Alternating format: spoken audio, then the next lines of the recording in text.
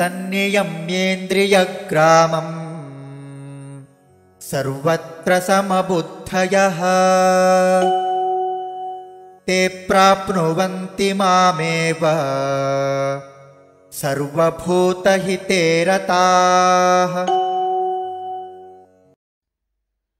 सन्निमय्य इन्द्रियग्रामम् सर्वत्र समबुद्धयः ते प्राप्नुवन्ति माम् एव सर्वभूतहिते रताः।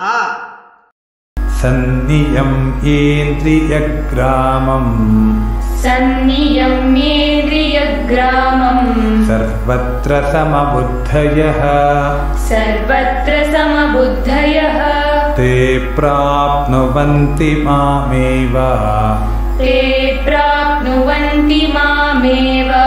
सर्वभूतहिते रताः। सन्नियम्येन्द्रियग्रामम् सर्वत्र समबुद्धयः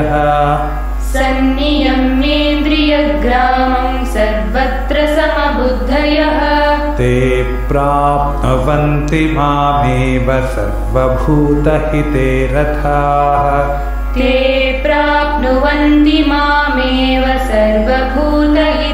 रताः।